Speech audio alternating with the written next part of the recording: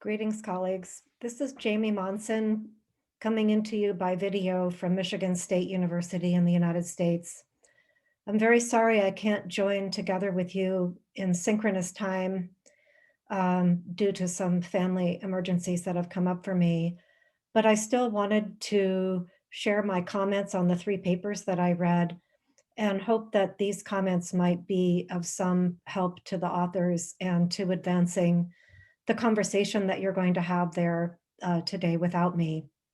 So let me start then. I read three papers and I will just share my comments with you, starting with the paper by Giovanni Costanaro, which is about shaping the French African environment through exploitative railways, looking at cases from Mauritania and Gabon.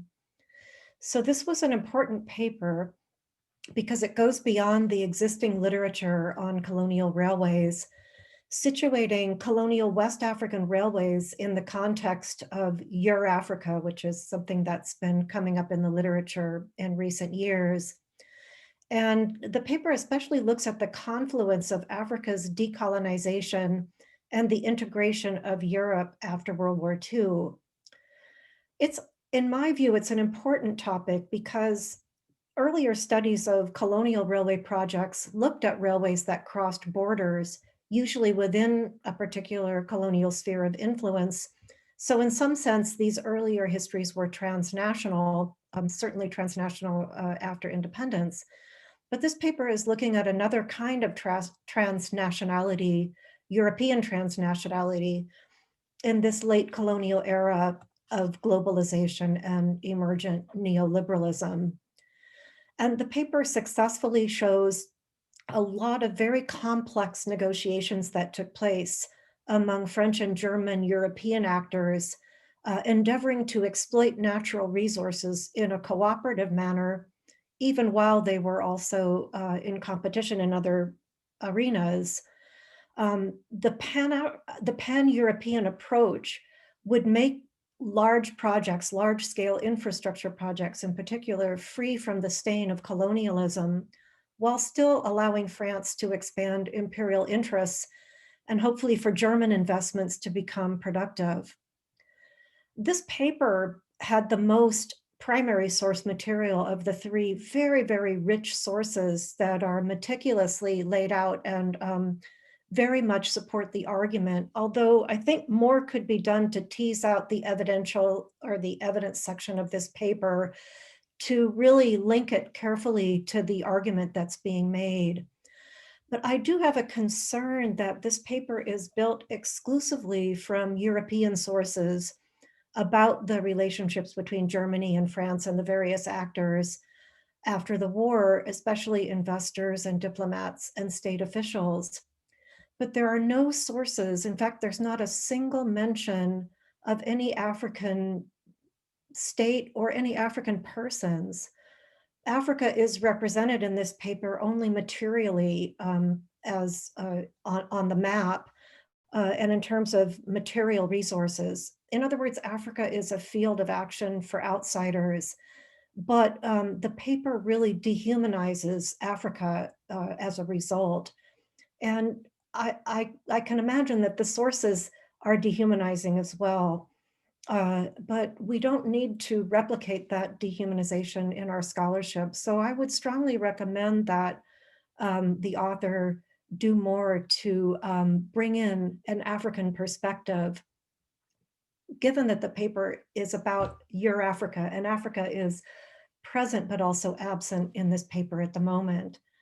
And in addition, I would recommend some more careful definition of terms. For example, I'm not sure what's meant by exploitative railway.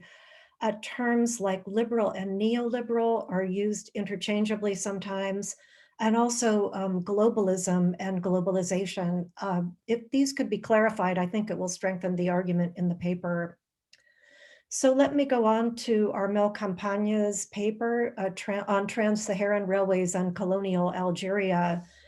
This paper explores the Trans-Saharan Railway project in colonial Algeria, especially looking at the period of World War II on labor in railway construction and in the coal mines.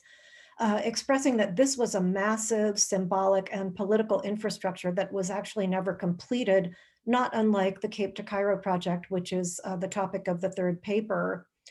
So Mr. Campagna also seeks to go beyond Hedrick's tools of empire, in this case demonstrating the contested and negotiated character of colonial projects and looking at a heretofore understudied colonial example being Algeria.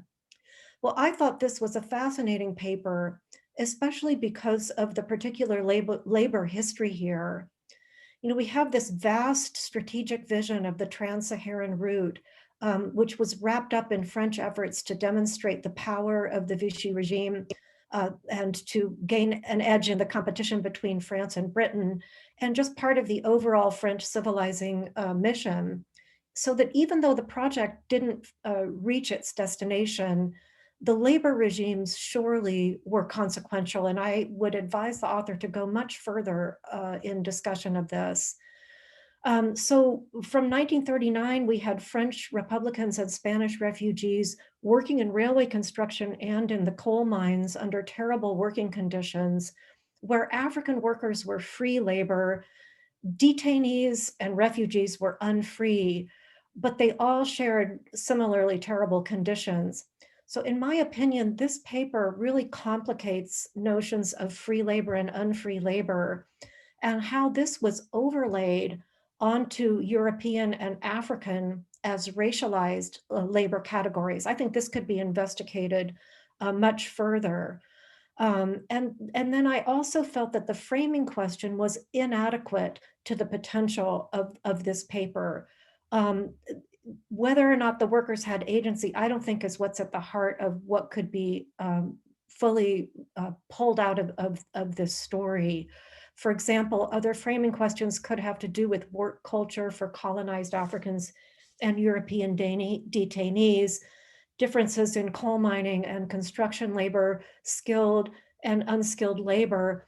And lastly, how could this history connect with and make more complex our understanding of the history of labor, conscription, African and European labor in the theaters of war that we know more about through the history of conscripted military labor?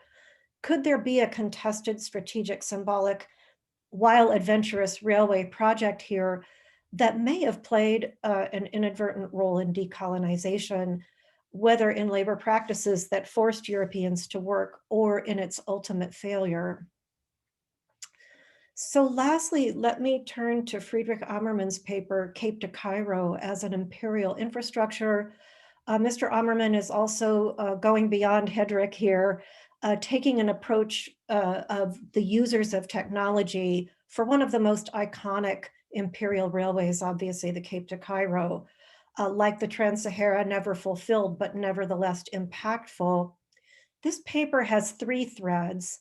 One is just examining this unfinished infrastructure project. And I liked the discussion of an old infrastructure project and really challenging and addressing the fact that railways are remade over and over again by their users and by railway workers who do the maintenance and repairs as a kind of creative and ongoing everyday practice. So the maintenance and repair, then the second part of the story. Also, this maintenance and repair illustrates that when railways are functioning, when they're operating regularly because of good maintenance, they do represent state power, and therefore sabotage or subversion of railway operations can constitute an important form of resistance. And then the last theme is about trade unionists who advanced not only their personal, but also the larger nationalist political interests at the time. Again, here, I felt that the framing question or the theme wasn't quite, didn't quite go far enough. I think the idea of the railway as a platform, which is a lovely pun, to see where different actors are intersecting and negotiating is helpful. But I think that the overarching research question could, which was posed at the start, who used this railway and to what ends, could be deepened What do people do with infrastructure materially, symbolically, politically? And how is that doing contested and negotiated over time, especially as surrounding contexts are shifting? And yet, the permanent way stays in place on the landscape, even as it's being recreated through everyday practice. So, those are my comments on these three papers. I hope they might be useful to you and stimulate some conversation. I'm so sorry I can't be there with you. I'm sorry we couldn't all be together in Florence. What a beautiful place it is. And wish you well and send you my greetings.